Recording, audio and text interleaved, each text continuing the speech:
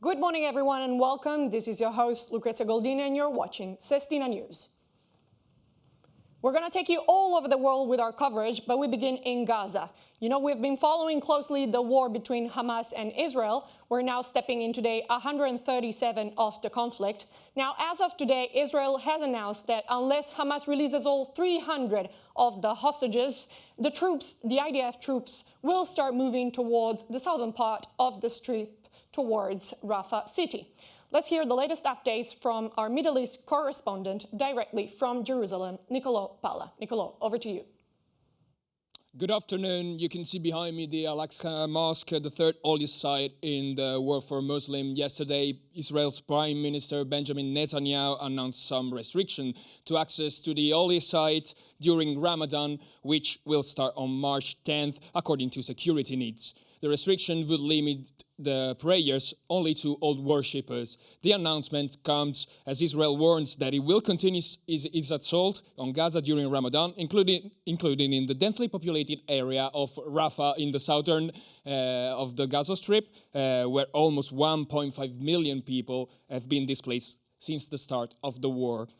And a few hours ago, the United States has vetoed an Algerian resolution at the United Nations Security Council for an immediate ceasefire in the war that has already killed 30,000 people. 13 members of the council voted in favor of the text. The United Kingdom abstained, while the US was the only country to vote against the draft text. After the Congress, Washington ambassador to the United Nations explained the choice at a press conference at the UN headquarters. Let's hear her statement. What we're saying about the resolution is it's not timely. We have two resolutions right now that we're working to implement that deals with the humanitarian situation. It calls for a cessation of hostilities.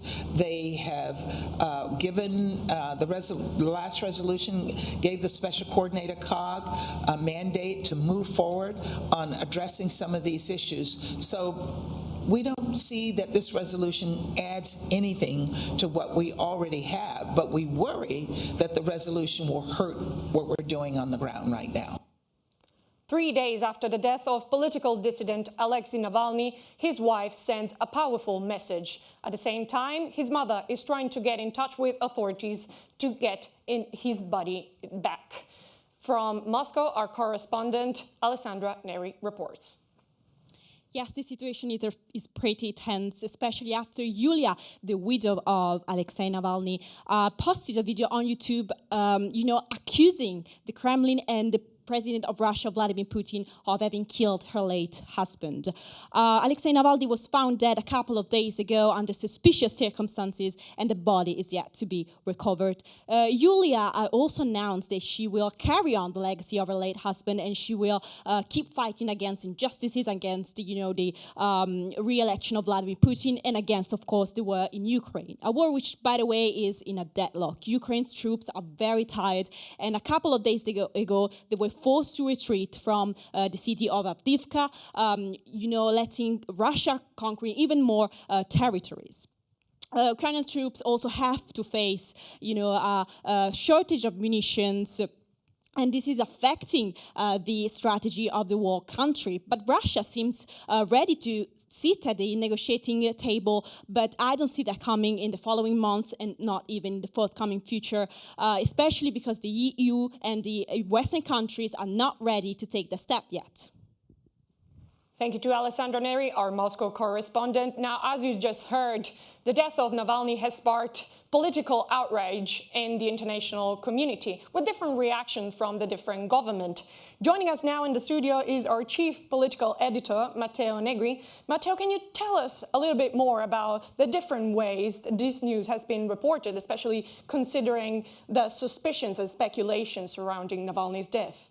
Good afternoon, Lucrezia. Well, Navalny's death caused grief and shock among his supporters all over the world, who gathered in the streets to show solidarity with Putin's main political dissident. At the same time, world leaders condemned the Kremlin, starting from US President Joe Biden, who said openly that Putin is responsible for Navalny's death. Even harsher words came from Ukrainian President Vladimir Zelensky, stating that Navalny was obviously killed by Putin. From the United Kingdom, Prime Minister Rishi Sunak addressed a thought to Navalny's family, but also to the Russian people, for whom this is a huge tragedy, in his opinion. Well, from the European Union, Charles Michel, the President of the European Council, spoke out, and he holds the Russian regime for sole responsible for this tragic death. But an interesting case in the European Union is the Italian case, because Prime Minister Giorgia Meloni issued a statement saying that Navalny's death is another sad page that admonishes the international community. However, her Deputy Prime Minister Matteo Salvini, an historical ally to Putin, claimed that he cannot judge what happened on the other side of the world.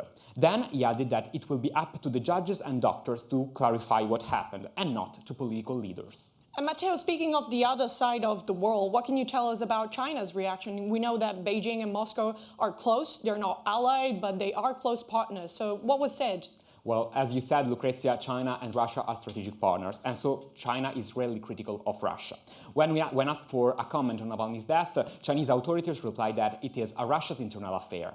Well, this stance was not liked by NATO Secretary General Jens Stoltenberg, and he said that it is not a domestic affair, but a consequence of the authoritarian regime in Moscow. Well, China replied that, unlike NATO, they never interfere into other countries' issues. But if we want to know what Chinese people think about this death, we can watch Chinese traditional media and social networks, where some comments were critical about Navalny, and he is occasionally defined as an extremist and a terrorist. And naturally, this will have global consequences, considering both Beijing and Moscow political relevance on the global stage. Thank you for the moment. Thank you so much. WikiLeaks founder Julian Assange heads to his last attempt in front of the UK High Court to try and avoid being sent to the United States, where he would face up to 175 years of incarceration. Carlotta Verdi from London reports. Yes, as you can see behind me, activists turned out in force to support Julian Assange and his cause, together with his wife, Stella Morris, outside the High Court of London today. But they didn't get a chance to see him, as he was too unwell to turn out. As we've learned throughout this process, he suffers from depression, which could lead him to commit suicide in the event of an extradition. The US authorities, though, have ensured that they would prevent this risk at any cost. US government is trying to get him extradited to America to have him face his trial on espionage charges for the publication of 700,000 classified documents back in 2010 and 2011. The defense today has stressed on the public interest of the leaks on tortures, war crimes, and slaughter killings by drones carried out by the US military forces.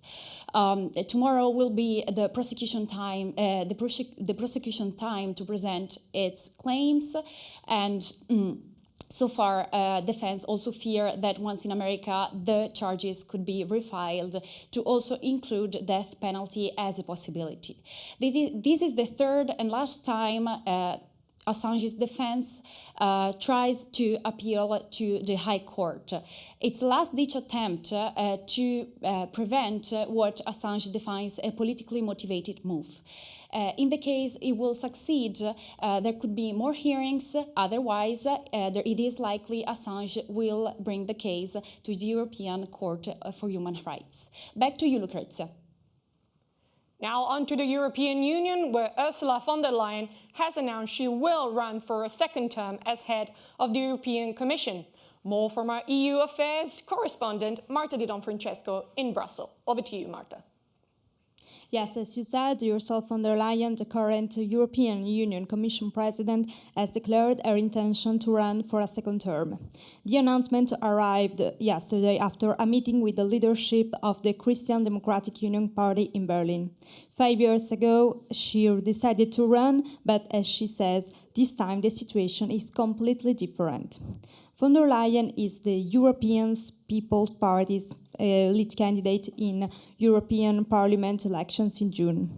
Her candidacy comes after a month-long speculation about her political future and a second term in Brussels.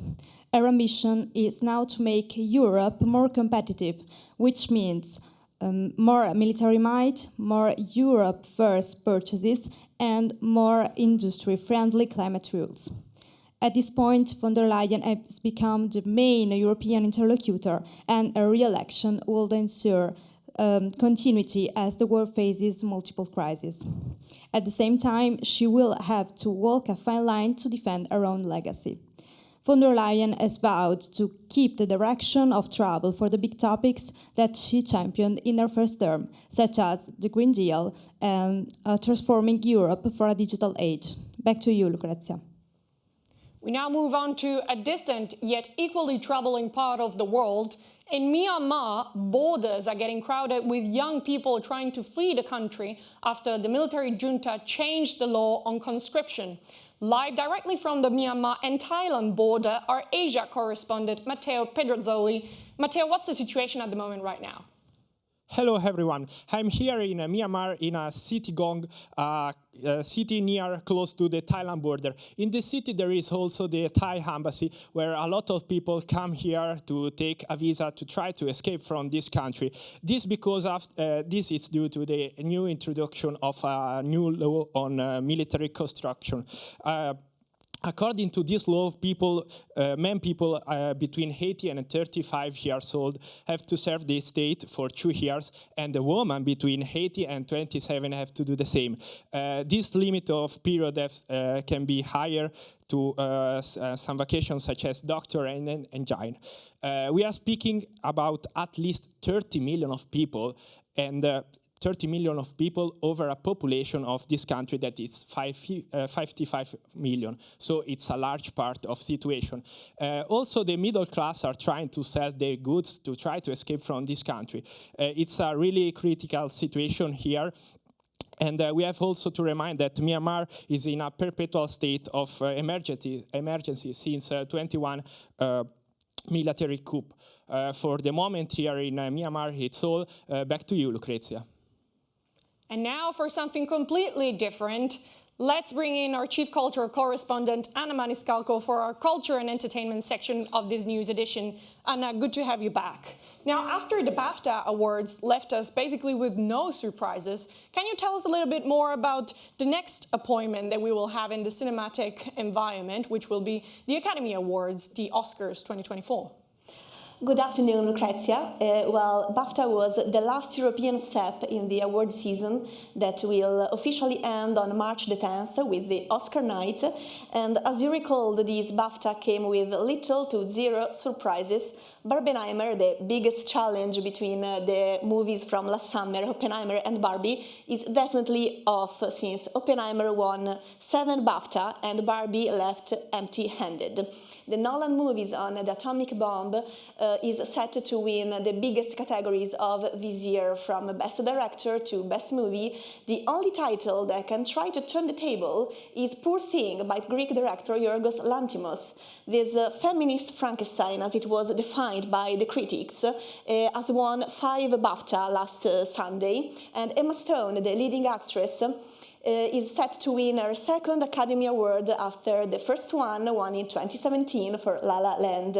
In the next week, we'll have a more precise picture because we'll have the Guilds Award, the Screen Actor Guild Award and the Writers Guild Award, and they can give a prospect about the industry preferences because, as you know, the Academy votes by category. Yeah. Actors vote on actors, directors vote on directors.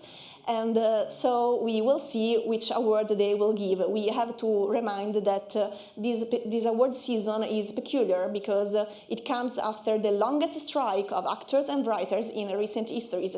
So a lot of movies suffered from lack of promotional events, and the same very jurors probably couldn't see all the movies because the production sometimes chose to postpone the release to avoid the strike. What about you? Are there any favorite that you hope will win? I have to say I have a partiality towards The Zone of Interest by Jonathan Glazer, a mesmerizing movie about the ordinary life of a Nazi family that lives fence to fence with Auschwitz concentration camp. It is nominated both for Best Movie and for Best Foreign Movie because it is candidate for United Kingdom.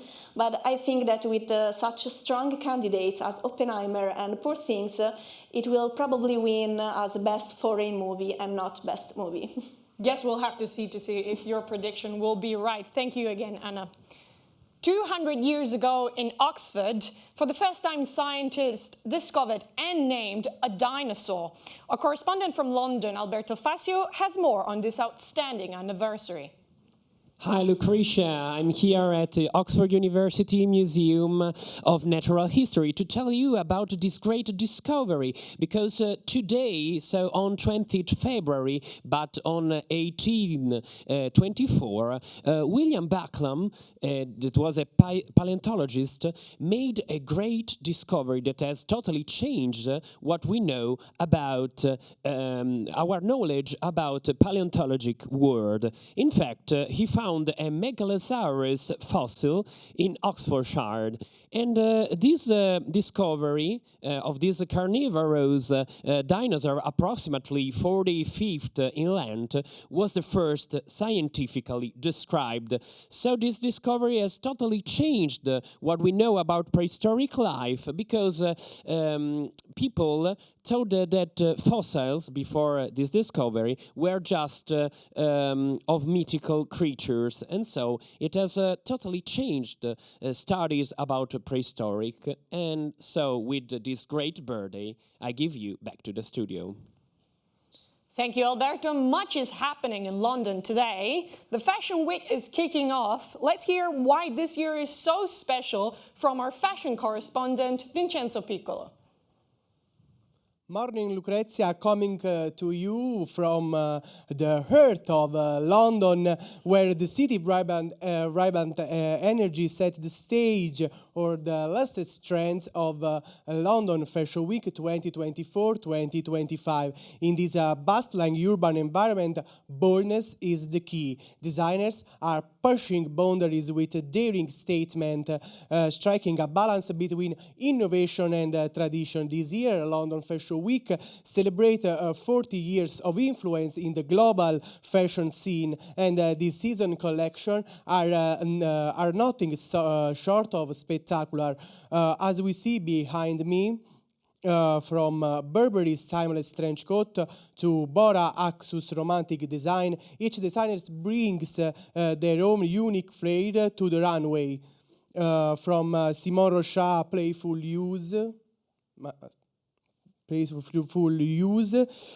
push toys and accessories, to J.W. Anderson bold reinterpretation of the past, creativities knows no bounds. And let's not forget the enduring impact of their art on fashion, from Connie Reeves, nod to literary inspiration, to Mark's Fest homage, to iconic street art. As the street of London transforms into a runway of their own, the world of fashion continues to inspire with limitless creativity and diversity. Responding live from London, back to you, Lucrezia. Time now for a look at the sports section. The football world has been shocked with the news of the early passing of famous football player Andy Bremes. Live from Milan, our sport correspondent Matteo Gentili reports. Cloudy atmosphere despite the blue sky here in San Siro, where tonight Inter Milan will pay tribute to its legend Andreas Brehme, who passed away suddenly on Monday night, aged 63.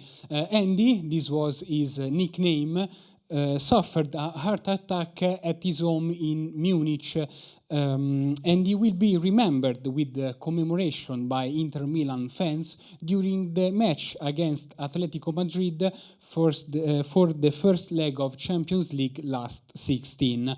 Brehme played just 4 years here in Milan between 1988 and 1992, but he left his mark in Hearts supporters, winning a Serie A title, an Italian Super Cup, and most important, a UEFA Cup.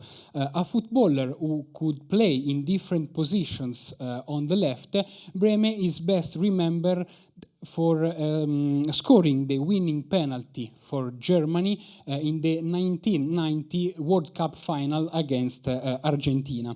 A symbol so for German fans and especially for Kaiserslautern ones, because here Brehme turned into a star known in every European country at the beginning of his professional career.